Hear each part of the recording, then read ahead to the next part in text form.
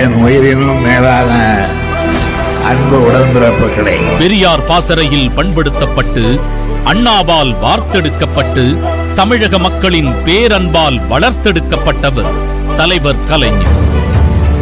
பத்திரிகையாளர், கவிஞர், அரசியல்வாதி, பேச்சாளர், பாடலாசிரியர், திரைத்துறை ஆளுமை என பன்முகம் கொண்ட பண்பாளர்.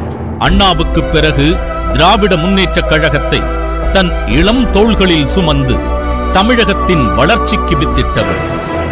13 முறை சட்டமன்ற தேர்தலில் போட்டியிட்டு அனைத்திலும் வெற்றி பெற்ற ஒப்பற்ற தலைவர்.